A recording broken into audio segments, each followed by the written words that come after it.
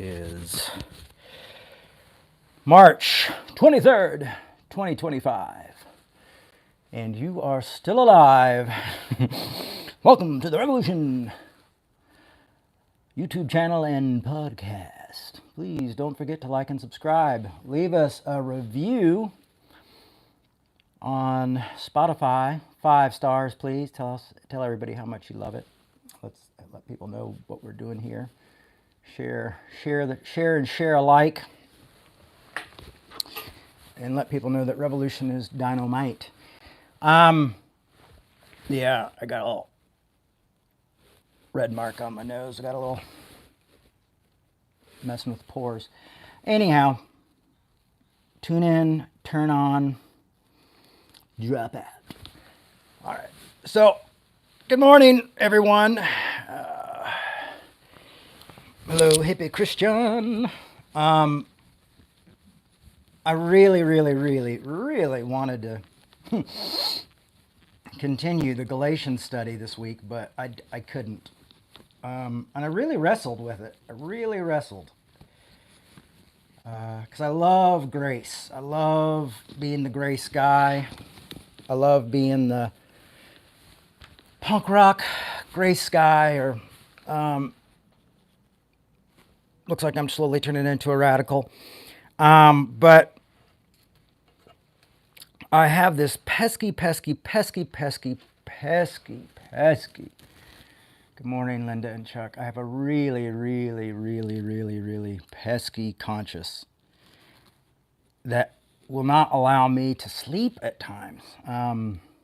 It's real struggle. And so I have to do what I feel my conscience is telling me to do. And that's what you're going to get today, is the conscience of me. This is, it's funny that lately I've, for past few years I've kind of really got away from like the pastoral title or the preacher title. I haven't really felt comfortable with that for a while. And I'm starting to feel a little bit more comfortable with it, because I feel that speaking out on behalf of peace and humanity is vital, and I believe it's the most Christ-like thing you can do. And I am reminded how Dr. King would often say, I'm not a politician, I'm a preacher, and this is what I've got to do. And so I have to follow my conscience, and I think part of following your conscience and following your conviction is as a part of being a pastor.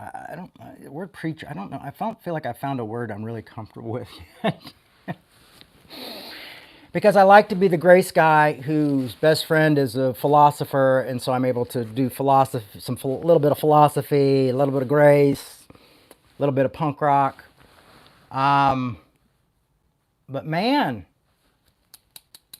I got to talk about what's going on in the world today. So bear with me, if you will. If not, you can listen later. It's always here. It's funny because I write notes sometimes in my notebook, which is almost done. I've had this since 2000, which is weird because I keep thinking this is my new notebook, but I only have like 3 pages left in it to write talks in. All my talks, most of my talks are in here. Actually, I have some other notebooks that I've used over the years, but this has been my main one, and it's almost done. And it starts, funny, it starts with a Galatians recap, February 23rd, 2020. Here we are, March 23rd, 2025. But I was writing down an idea for a talk. Sometimes I'll wake up and have an idea, and I'll just jot something down. And thank you. Oh, you're welcome, Linda. I appreciate that encouragement. So I wrote this down: when the symptoms become deadly. And often when you study psychology and philosophy, you start to realize that we're often fighting symptoms, and that like the disease. Like I would laterally come in and say, I believe the disease is capitalism in a way, like capitalism that's just grown out of control. That's the disease. But when the symptoms are sometimes as deadly, if not deadlier than the disease, we have to talk about those symptoms as well. And so that was kind of an idea for a talk, and I'd written that down, so I'd wrote a line here to say, oh, that's not today's talk, but I think that's worthy of something to think about. Since Hamas horrifically attacked Israel, I believe it was in October, not last year, but the year before, Israel basically opened up hellfire on Gaza. And, some of us can justify war, justify revenge, justify this thing. As a student of nonviolence, as a follower of nonviolence, I always think that there's better ways. I think that the fact that we still use war and kill each other is so barbaric.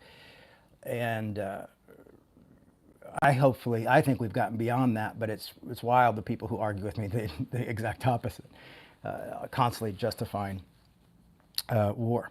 But 50,000, I think the number was 50,000 Gazans, people in Gaza, Palestinians in Gaza have died. On March 18th, the ceasefire ended. Now, I want to make it very clear, I do not support Hamas, but I also do not support the Israeli government. I am for peace. I am for a ceasefire. I am for tough communication, tough peace talks, working towards that, and both of those people recognizing each other's right to exist and live. But on March 18th, the ceasefire ended, and bombs were dropped on a camp, basically, and I think they killed 7 or 8 Hamas leaders that they were going after. But there was over 436 civilian casualties killed that day. And that's unacceptable. That's happening. 183 of those people were children.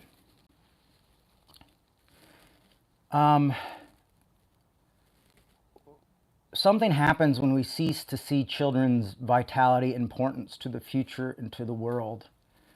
I've always really struggled with people who become cold towards children. I've always questioned their ethics and morality, to be honest with you. Like when people are like, well, I just don't think kids should be, need free lunches at school, or if they're poor or whatever, well, that's just how war works. It really makes me question the soul of our country, our humanity, even our evolution. It's heartbreaking. I've seen countless pictures of these young people, parents carrying their babies, like literally carrying dead babies, carrying dead children. And I share stuff, and some people don't like the stuff I share, and they go, oh, it's complicated. I'm like, I don't know how complicated dead children are. Like there's other ways to do things. There's other bombs to drop. Now, one of the Hamas leaders that they killed, they didn't just kill him. They killed his wife and his children. Now, I don't know if you know this, but those bombs are paid by the United States and the United Kingdom. Two very supposedly civil, thinking countries, civilized countries,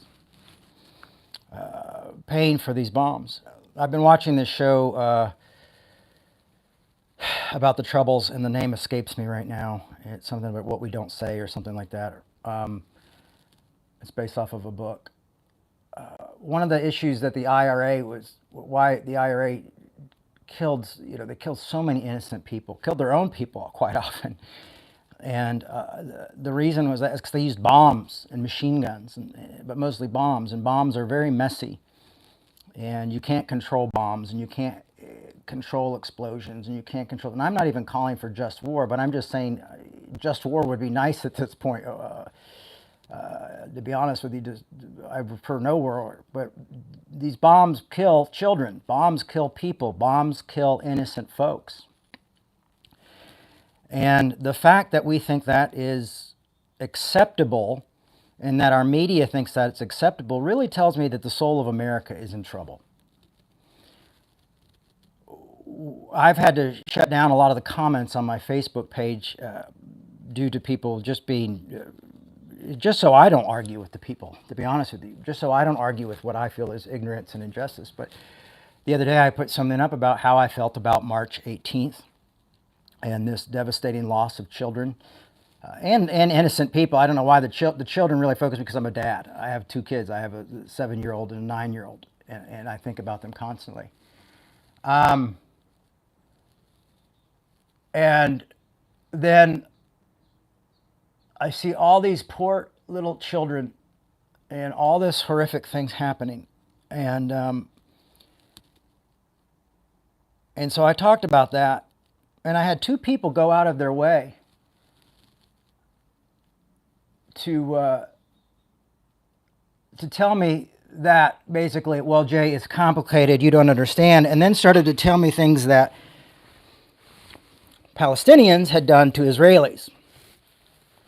But for my own research and understanding the news, I think you could say, well, if you really want to be honest, we're going to be honest about this and have a talk about this, you'll realize that they've done the same things to Palestinians, maybe twice as much, likely. Have you ever noticed that when the Palestinians are releasing their hostages, and then Israel will release prisoners. The prisoners are usually like 5 times more. They imprison these people. You can call them prisoners. You could call them hostages. I think you could argue both. Some of these who are young children are still wearing the same clothes they went in when they went in, and now they're grown with these really tiny kids' clothes on because they were like 9, 10, 11 and tried and put in prison by the Israeli government. Lots of injustice here, and we are playing a part in that as well. But the people who defended it were 2 Christians had decided to direct message me to make sure that I knew that it was complicated and what Israel had, And the point was that I had 2 older Christian women reach out to me because they couldn't take the fact that I didn't want to talk about it. So they had to DM me to justify. And this was just about the children. This wasn't even, I just said, there was 100 kids killed in Gaza, and this was an earlier account. And they felt the need to reach out to me to justify that. And I really think that there's something wrong with us when we are having to justify, and we have this binary thinking. People will often pull up World War II, and the reason we like to use World War II as an example all the time is because we feel that it's such a binary, it seems like such a binary war. Like you had the good guys and you had the bad guys. Nazis are bad, everybody, all the other people are good, But we forget that we dropped atomic bombs on the Japanese and did all this horrific things as well. But, so that people like this black and white thing. So they'll come in, oh, what about World War II? And what about this? And, oh, it's not as bad as Hitler, and people like this. It's a friend of mine said, well, they like it because it's so black and white, and I'm like, yeah, that's why people like Star Wars. That's why people like old Westerns. You have a good guy and you have a bad guy and everything's very clear. And we often continue to want to have that way of thinking rather than saying, yes, you can say it's complicated and still say, both sides have points, but the murders of innocent civilians is unacceptable. And that's what I'm here to say. And I'm here to say that if we are to be followers of Christ, if we believe in Christianity is the way and the truth, that is the faith that we've chosen, if we do believe in grace and things like that, then we are not going to be quick to justify the murder of any civilians anywhere. We should always be the voice of reason, the voice calling out in the wilderness, saying, this must stop. This is unacceptable. This is not okay. So with that, I started going through the Beatitudes and looking at that, and we're going to touch that a little bit. But today I thought I would share a little bit from my friend Martin Luther King. And we went through this last year, to be honest with you, but I feel like we should go over a little bit today, is a letter about on Vietnam, why he could no longer be silent about Vietnam. I have sweet tea in here, so buckle up. He had a sermon called Beyond Vietnam, and I just want to share a few little things with that as he speaks to us as a minister about this and how it kind of parallels with where we're at today. And here the thing is that as a country, we're in a really weird place. When there's a lot of injustice happening, there's a lot of injustice that's become a lot clearer to us with this with this leadership. But we also have to remember that this war has been a bipartisan war. So we can't scapegoat and say, well, it's all these bad Republicans. Some of you are very frustrated with me because I kept talking about Gaza when Vice President Harris was running, thinking that I might hurt those chances. I actually had some people say, maybe it's time to back off from that a little bit, let Harris get in, and then everything will be okay. And I could not stop talking about the war. I have been a critic of this war almost since the very beginning. I was silent for a little while, but, after seeing the suffering of these children, I could no longer remain silent. And that's where Dr. King was so many years ago, is that he was seen as a civil rights leader. And a lot of folks condemned Dr. King because they said, you're a civil rights leader, you're not an anti-war person. Everybody, they had their little categories. You're not a protester, you're not a hippie. You got to stay focused on civil rights. This is the main cause. This is what we're called to do. And I think there is a time for all of us where we would, and I think Dr. King would, I would prefer to have been focused, but injustice comes out and you realize there's so much silence around the injustice and so much, apathy around the injustice that someone has to speak out. And I hope what's different for me is that I'm not trying to scapegoat one side or the other, but what I'm trying to do is talk about the preciousness of humanity and human life, and why, if we really want to follow Christ, we would say no more war. For the first 300 years, until Constantine comes along, Christianity was a passive, non-violent religion. It took love your enemy quite literally. And then the government came in and said, oh, Constantine, we like this, and we're going to put crosses on our shields, and Jesus is going to be on our side, and we're going to make people convert, and it's going to be the religion of the government. And what happened is we embraced violence. We embraced war. And now, still to this day, I have Christians mostly defending the killing of civilians. I've also had friends who say, oh, well, Jay, civilians, that's just part of war. That's just how war works. You got to wake up, buddy. That's how it works.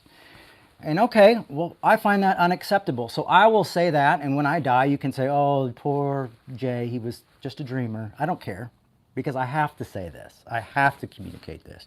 As well as Reverend King felt that he could no longer be silent.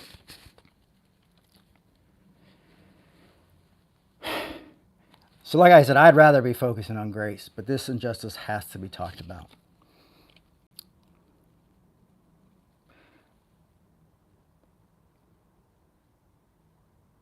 Some of us who have already begun to break the silence of the night have found that calling to speak is often a vocation of agony. I'll agree. I feel like I've had friendships struggle from this, relationships, ministry, it becomes, I've had to take on more and more side work because I don't think this has become, what's going to make revolution the most popular thing in the world. But often speaking is a vocation of agony. But we must speak. We must speak with all the humility that is appropriate to our limited vision. But we must speak, and we must rejoice as well, for surely this is the first time in our nation's history that a significant number of its religious leaders have chosen to move beyond the prophesying of smooth patriotism to the high grounds of firm dissent based upon the mandate and conscious of the reading of history. Perhaps a new spirit is rising among us. If it is, let us trace the movement and pray that our own inner being may be sensitive to the guidance. For we are deeply in need of a new way beyond the darkness that seems to close around us. He goes on to say, over the past 2 years, I have moved to break the betrayal of my own silence and to speak from the burning of my own heart, as I have called for the radical departure from the destruction of Vietnam. I'm just going to share little bits of this with you. I couldn't share the whole sermon because we don't have time. I got the kiddos later today.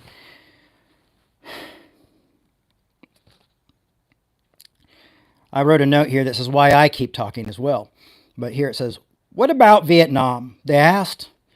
If our own nation wasn't using massive doses of violence to solve its problem to bring about the change it wanted.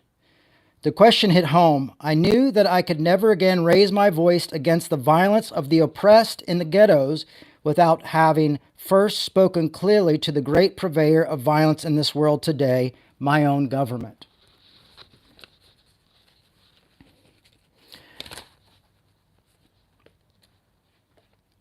To have our government in the United Kingdom supporting these wars is just, insult to injury for me. This war would be horrific even if we weren't involved with it, and I would be saying these similar things. But the fact that we support it so much, the fact that this current administration is having people deported before speaking out and putting fear in people for speaking out who are visitors or only have visas or things like that, telling them they can't speak and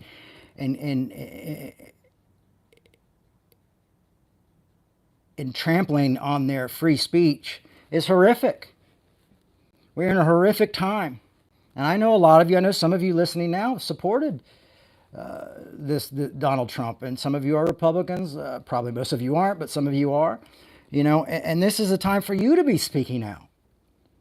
Freedom of speech is so valuable, especially in the work of the ministry.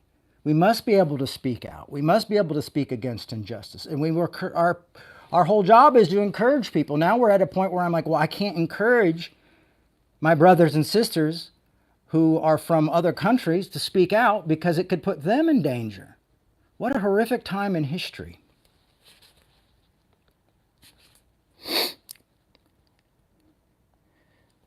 Dr. King says here, but even if we were not present, I would yet have to live with the meaning of my commitment to the ministry of Jesus Christ. To me, the relationship of the ministry to the making of peace is so obvious that I sometimes marvel at those who ask me, why am I speaking against the war? Could it be that they do not know that the good news was meant for all men and women? For communists and capitalists, for their children and ours, for black and for white, for revolutionary and conservative. Did you hear that? Can I get an amen? There's only 6 of you left. I've already lost half of you guys. Have they forgotten that the ministry is an obedience to the one who loved his enemies so fully that he died for them?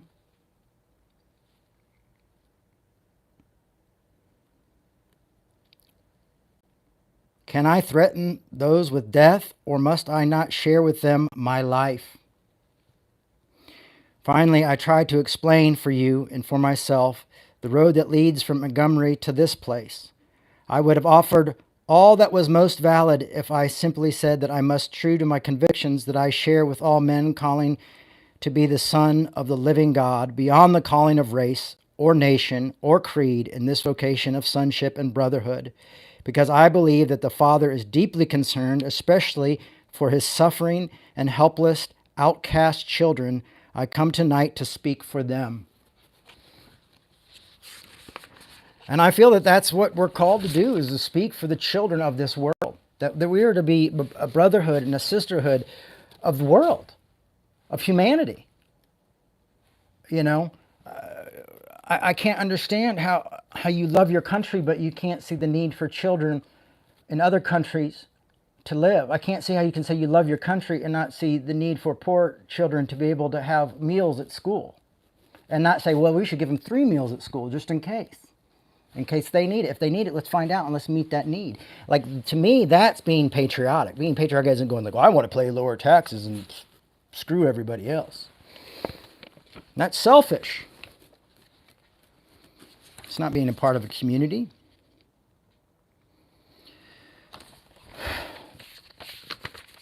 Urban King says, I come and I speak for them. This I believe to be the privilege and the burden of all of us who deem ourselves bound by an alliance and loyalty which are broader, deeper than nationalism, and which go beyond our nation's self-defined goals and positions. And this is why I kept speaking out during the race, is because it was not, for me, go deeper than nationalism. And some of my friends who I felt so to be quiet, and because they wanted the Democrats to win, I felt like, well, now you're acting like nationalists. We are called to speak for the weak, for the voiceless, for the victims of our nation, for those that it calls enemies. For no document from human hands can make these humans any less our brothers and sisters.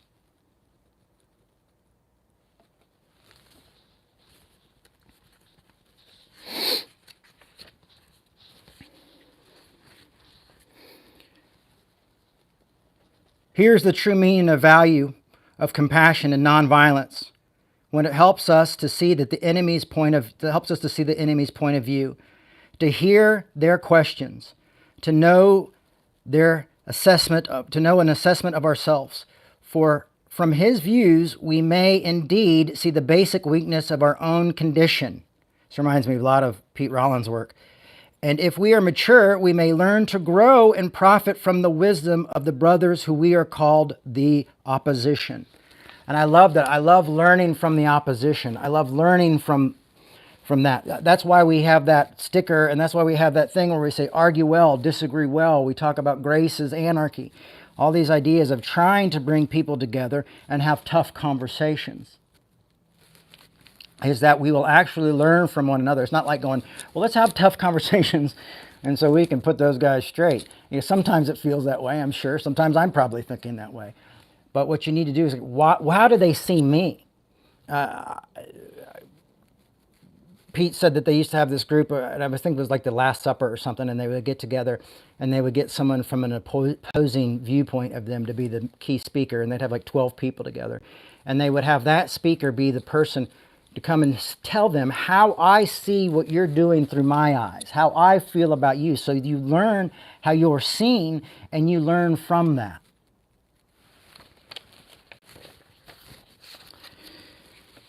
Don't worry, folks. I'm almost done with Dr. King, but right now I would say this is as important as anything biblical right now at this time. This is such valuable things for us to listen to hear and to realize that Martin Luther King has given us a roadmap to follow.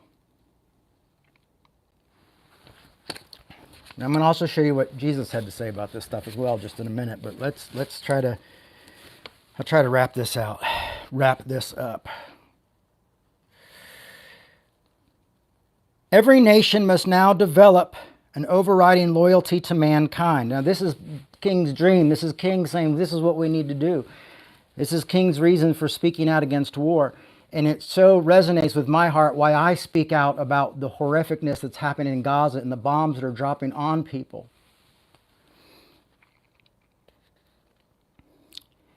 And the reason I continue to speak is because right now I'm reading a wonderful book on Dr. King's life. It's really beautiful.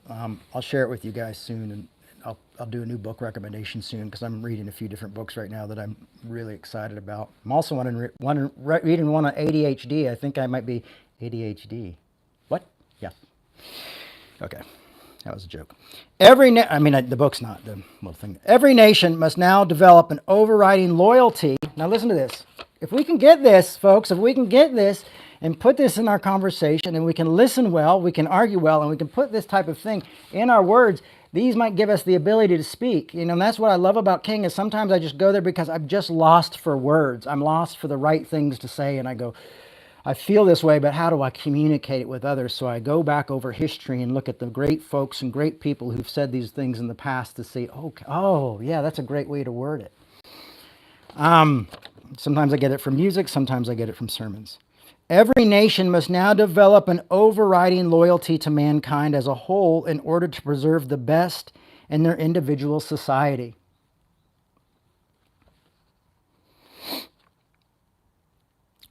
They call for a worldwide fellowship that lifts neighborly concerns beyond one's tribe. Listen to this. Beyond one's tribe, race, class, and nation. In reality, a call for all and all-embracing unconditional love for all mankind. I saw someone mention that Dr. King was influenced by Thich Nhat Hanh. It's true, and he was also influenced by Paul Tillich. A lot of the great thinkers and philosophers. I mean, that's the beautiful thing about Dr. King is often we have intellectuals who sometimes they're sometimes kind of don't really know how to share things with their emotions and with their heart, and sometimes it's almost as if they don't feel it, and so they're just giving us the direct, this is what you need to do. You go, but I feel this way then. Well, that's not going to change anything. This is what you got to do. They keep giving you the directions, and then sometimes we have people who are just passionate, but they're not really saying anything, or they're getting us riled up, but there's no answers there. And I think one of the great things about Dr. King is that he was an intellectual, but he also felt very deeply. And he was able to move our emotions and at the same time say, here's things that we can do to make a difference. Here's ways we can change. He was kind of the best of those both worlds. Because so often intellectualism seems so lost for emotions sometimes. It makes me feel like I'm talking to Mr. Spock, or like I'm reading Mr. Spock, and I'm going, well, I feel no room for emotions in this room. Those are, you've got to put those aside. And I'm going, well, I can't. I'm an emotional being. I'm an emotional human, and that's why I'm so grateful for folks like King. And it's also allowed me to read some of these other people who don't have these passions and emotions, but do have answers, do understand these things, do understand the problems, and able to take their words and their ideas and share those with you with my own passion. I'm grateful for that. It's a call for embracing an unconditional love for all mankind. This is often misinterpreted concept, so readily dismissed by the Nietzsches of this world. Yes, Nietzsche was someone that Reverend King really wrestled with. And it was Paul Tillich that helped him kind of find peace in that. It says, so readily dismissed by the Nietzsches of this world as a weak and cowardly force, has now become an absolute necessity for the survival of men. I feel like sometimes that's what I'm trying to tell my intellectual brothers and sisters. When I speak of love, I am not speaking of some sentimental, weak response. I am not speaking that force which is just emotional bosh. I love that word, emotional bosh. I'm speaking of the force which all of its great religions have seen at the supreme unifying principle of life. Love is somehow the key to unlock the door which leads us to ultimate reality. The Hindu, Muslim, Christian, Jewish, Buddhist belief about ultimate reality is beautifully summed up in the first epistle of St. John. Let us love one another.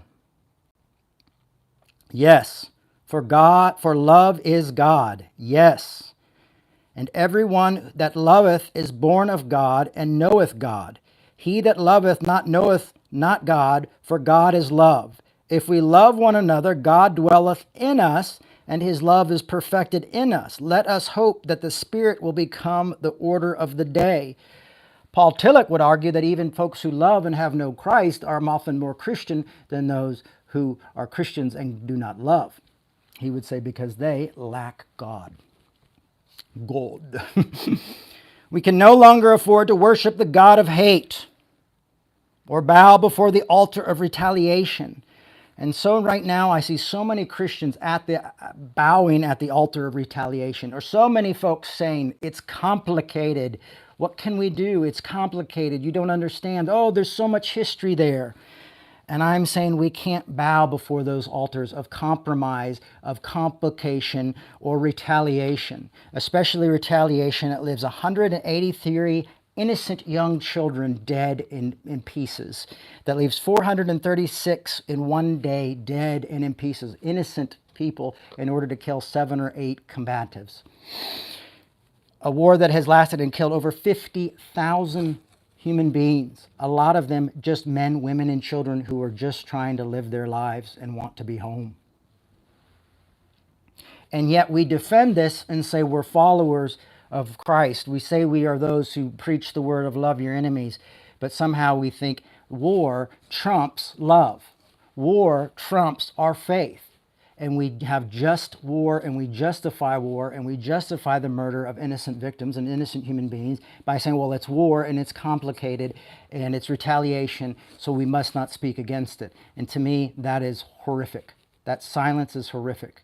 That is not the way of Christ. That is not the way of the Apostle Paul. That is not the way of Christianity, and that is not the way of social justice or humanity, in my idea of what humanity could be and should be.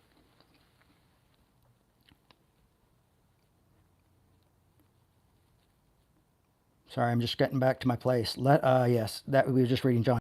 We can no longer afford to worship the God of hate or bow before the altar of retaliation.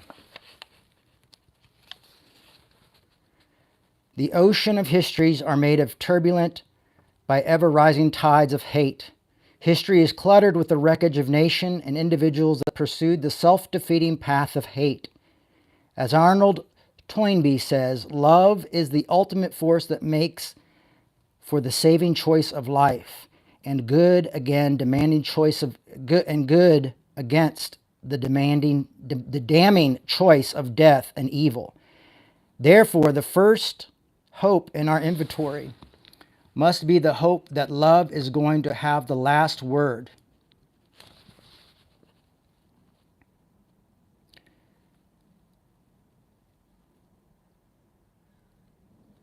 I'm going to end here, I think, because I think this is the right place to end. I was going to read longer, but I'm going to read here. We are now faced with the fact, my friends, that tomorrow is today. Tomorrow is today. We are confronted with the fierce urgency of now. It is an unfolding conundrum of life and history. There is such a thing of being too late. Procrastination is still the thief of time. Thank you, Dr. King. Thank you, sir.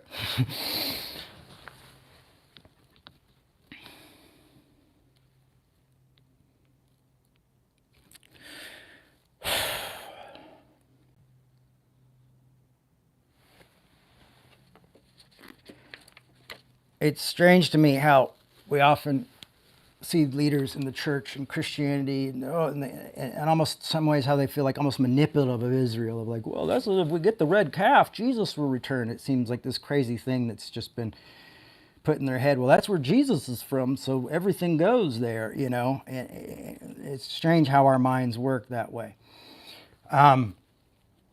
How sometimes because someone's gone through such injustice, we can't realize when they start to treat others with unjust, and with horror and death and murder. I mean, Christians justifying revenge and murder of innocent people so often miss the hypocrisy. Matter of fact, one of the conversations I was having yesterday, someone was saying, I'm anti-abortion and I'm anti-this, and how dare you say that about me? And I'm going, but you're silent when schools get shot up. You justify civilian casualties and killings of children. You know, there's such a, it's more of a loyalty to a idea of another gospel that is not the gospel at all. It is a kind of, I have chosen to be an allegiance to this American Christianity, and we, you know, and they always say that we cherry pick, but talking about cherry picking whose life is worthy and whose aren't is quite sad, usually based around party lines. That's why I often say that I feel like our greatest idols, worship idols, are the elephant and the jackass. You know, I'm talking about the donkey, not the president. The elephant and the donkey, you know, those have become our greatest idols. And now we could even put war amongst there because we're going like, well, we have religion, but these things are our real gods. Capitalism is our real God. My politics are really what I put my faith in. So I must not speak up. It worries me that with this current president and the choices they're making, because now I feel horrifically that my job is to encourage people to speak up and have hard conversations, and they're saying, well, if you're not from this country, you might be kicked out of this country and you might be held by ICE in a prison somewhere. We might move you around because you're not welcome to argue here. You're not welcome to have these thoughts here. That's not an America I want to live in. I remember as a young boy, and I saw the Ku Klux Klan giving a march. And there were police there protecting them. And there was really nobody else there. This was I believe it was in North Carolina. I believe it was North Carolina I was in. I'm trying to think if it was north or south because I always lived on the edge of both. And they're marching, and I said, those mother effers in front of my dad, and my dad was, Charles! And I said, how can they do that? We've got to call the police. And he's like, son, the police are there. And he's like, and he started explaining to me what free speech was. And it made me so angry because I didn't want free speech to cover that hate, but that was the reality of the world I lived in. You know, now I live in a world where I can't tell my children that, you know, oh, well, some people can't speak out on behalf of the suffering now. The Klan people can speak out and say their hate and do that, but these people can't speak out because they may be detained. It's a horrific time in history. This isn't about who your politicians are. This is just about when politics go bad. And I've been saying for a year that our Democrat brothers and sisters lost their way with this war. I had friends who were asked to come speak on the behalf of the Democratic Party during the race, and they were told they could not mention their disagreements with the party. They could not mention anything about Gaza. They could not mention anything about this. So the fact is this is a bipartisan problem. We have a problem in America that has to shift and change. And our faith cannot be in either one of these groups because we've got to think of another way and new groups. We have to lead with our voices and our concerns. This is not a time for apathy.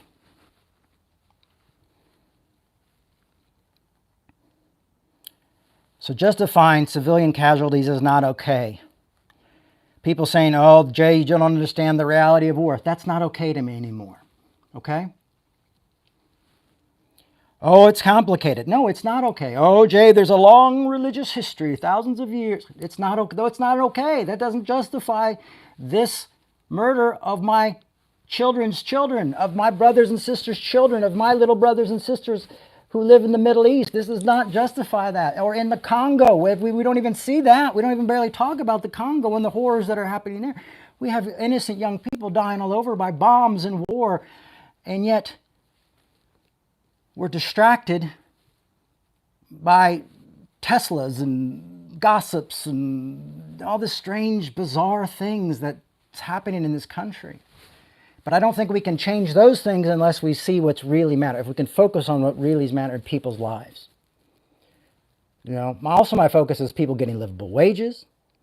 And some people say, Jay, you should get into government. I don't know if that would be a great thing for me to do, but maybe some of you should get into politics and start something new. I don't know. You know, I was encouraged recently by a few different people, like, well, you should run for office. I'm like, well, you know, I like being a preacher. You know, and someone just wrote the distractions are deliberate. Yes, but it's also, like I said, when the symptoms become deadly, but it's also when the distractions become deadly. When the distractions see people losing their homes and losing their jobs, when U.S. aid is cut and you see hundreds of people, medications and treatments just stopping in the middle of it. I mean, that was the one good thing I really liked about America, is that at least we did help people with AIDS and we did certain things. In U.S. aid, it wasn't perfect, but it was as close to being good as a country could do. And then we take that away. And it becomes that we become more selfish and more involved in our tribe and more self-obsessed. And then all of a sudden to say, well, I'm a patriot means like, this is my tribe and I don't want to outside of. And then you hear these people saying, well, I don't, but then I hear people say, well, I'm a patriot and I'm a nationalist. I'm going like, yeah, but you don't even want kids to have food at schools. That's not patriotism. That's just, you just want to have more money for yourself. You're not loving your neighbor as yourself.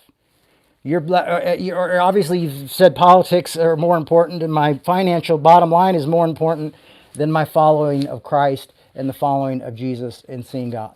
It's just very clear to me that that's what's happening. And that I don't think is okay. I will leave you with what Jesus had to say about our enemies. The Beatitudes are always good. It's in Matthew 5. You can read it. It's really good. There's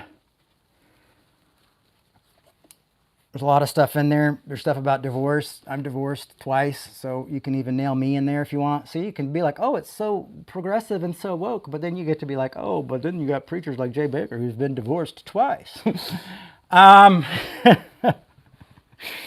So there, look, I'm even going to throw myself under the bus for you. Read the Beatitudes.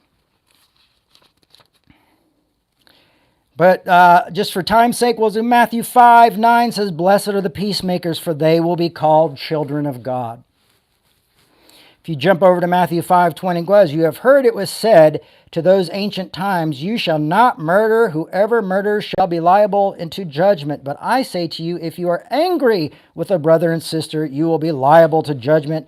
And if you insult a brother and sister, you will be liable to the council. And if you say, you fool, you will be liable to the hell, which is not hell of fire, which is not really hellfire if you get it the right translation, but, punishment. So when you are offering your gift at the altar, if you remember that your brother or sister has something against you, leave that gift there before the altar and go first and be reconciled to your brothers and sisters, and then come and offer your gift. How can you be reconciled if they're dead? Come to terms quickly with your accuser while you are on the way to court.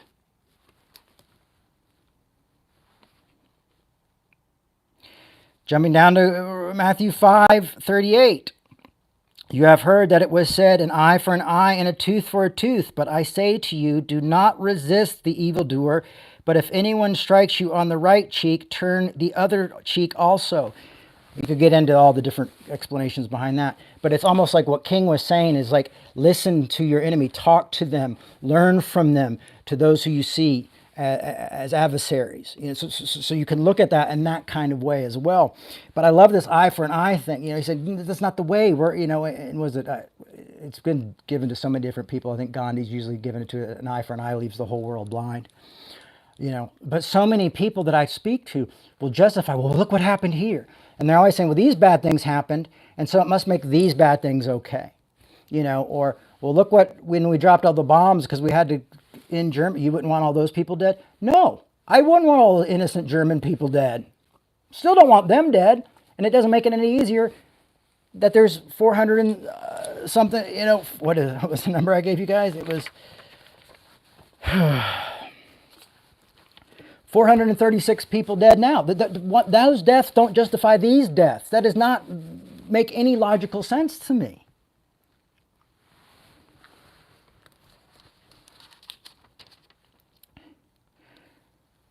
And we'll end right here with 5:43. How many times have I ended this talk? Like 5 times? We're going to end in closing. I want to help you guys get to the buffet after church. In closing, Matthew 5:43 says, you have heard that it was said, you shall love your neighbor but hate your enemy. Listen to this, because a lot of people will say, well, look at the Old Testament, look what it says about war and says all this. Well, this is Jesus going back to the law and changing the law, and matter of fact, upping the ante of the law to compassion and love. Some people say that Matthew is more of a Jewish Christian gospel, and that he ups the law more than anything. I've heard some scholars say. You have heard that it said, you shall love your neighbor and hate your enemy. But I say to you, love your enemy and pray for those who persecute you. So you can't justify the death. You're not even able to love other people's enemies, much less your own enemy. Do you hear me?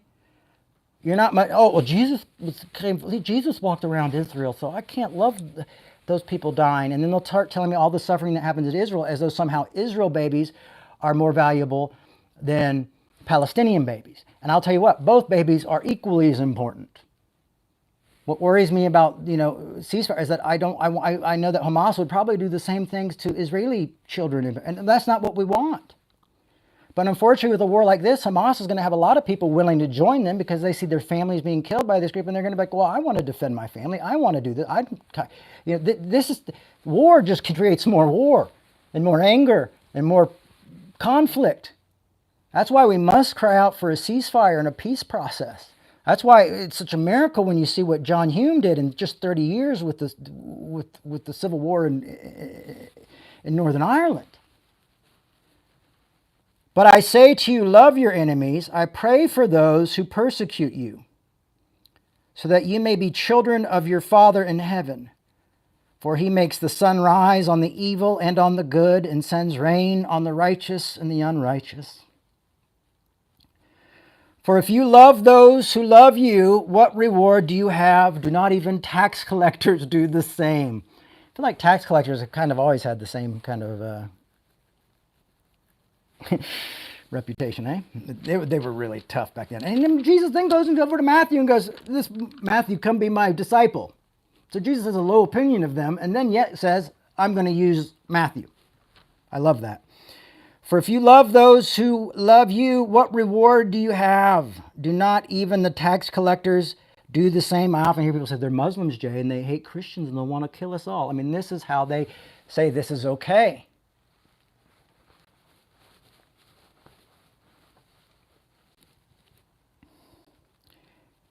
And if you greet only your brother and sister, what more are you doing than others? Do not even Gentiles, hello, most of us, do not even Gentiles do the same? And this is how he ends this. And I've always found this so interesting, that this type of love, of loving your enemies, loving those who don't love you, turning the other cheek,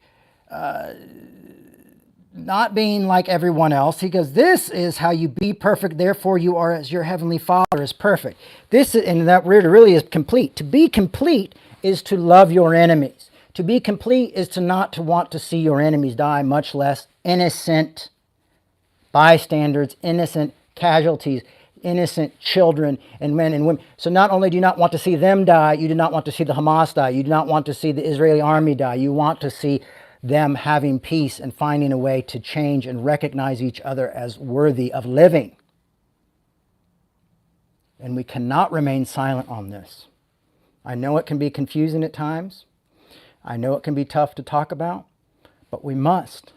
This is truth. This is real Christianity. This isn't, Christianity, and I'm going to justify this, and I'm going to justify, and we justify everything. Quit justifying things. You are accepted by grace. You are justified. Move on and start saying, we've got to love more. We have got to do better. We are failing. Let politics become after your faith. Let your freaking presidential candidates, wherever you like, they follow Christ first. Those guys they're politicians. Look what politics did to 300 years of nonviolence and passive Christianity. That's not the answer. Learn from history. Let's not repeat ourselves.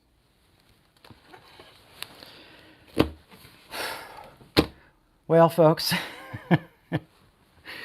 hopefully we're still a church in a few months and we don't get shut down for speaking and stuff either. Some people would say, oh, Jay, don't be exaggerate. But the young man who was taken is good friends with a member of Revolution Church.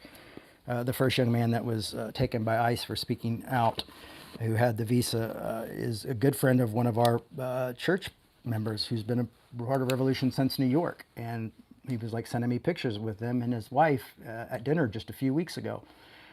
So this is all very close to home, folks. Hey, listen, in order for us to do this and continue to do this, we need your support. Revolution is a nonprofit, and we only survive by your gifts, by your financial gifts. You can go to revolutionchurch.com. You can give on PayPal, or you can give on Venmo. We have both of those available. You're able to get tax deductible through those groups, through us, because we're a 501c3. Like I said, also what helps is by liking and subscribing to our channel. It really does help. Follow, that's a way you can help with, if you say, well, I don't have money, well, you can help. You can follow the channel, you can subscribe, you can get into YouTube, join YouTube, subscribe and like and follow and share these things. It really helps when you share these messages with folks. When you share this on Instagram and you put us on there, mark us on there, let us know that you're sharing our stuff. And on Facebook, and when you get involved in Facebook and you speak up and do those things and share Revolution and what Revolution is doing and letting people know you're a part of Revolution and it's something that gives you something in life. It might be something that challenges you. It might be something that encourages you. Heck, we might even discourage you, but we might be discouraging you from something that you need to be discouraged from. So I want to just say I'm grateful for you all putting up with me. I'm grateful for you sticking with me. And I had to speak this today. This had to be said. I could not in good conscience go through Galatians this afternoon. I wanted to. Man, I really wanted to. I was going to pull out some Paul Tillich stuff, and we're going to talk all about acceptance and grace and love and all the things I love to speak about. But I could not do it because my conscience told me I must do otherwise. And not just my conscience, but I felt like the Holy Spirit. So call me insane and call me crazy, but that's where I'm at. Love you all so much. Have a fantastic week. I'm going to go hang out with my kids now. And, if you have your things on, sometimes I'll throw up sermons that are little tidbits in the middle. And I'll also be throwing a lot of different stuff up on Instagram as well as in Facebook. So join me there as well. Love you all so much. Thank you for your love and your support and your grace. Speak truth to one another. Take care of yourself right now, Maybe eat a little extra meal, have a snack, do those things that you need to do because it's a real hard time right now. And that's what I did yesterday is I just said, oh, I feel so low. And I went and I had to work yesterday and I sand. I've been sanding like crazy. I've been helping with painting, but I no painting this month. I've just been sanding everything. And then they paint and then you have to go back and they have to do another one. So I have to go and sand all the wood again. It's like just kind of peaceful though, to be honest with you. But when I got home, I gave myself a little extra, what was it, a cinnamon bun left over from this morning. Yesterday morning, and it was a nice treat. And the only reason I say that is just this is a crazy time. An extra pound or two is okay. All right, peace, love you guys, and we'll see you soon. Bye-bye.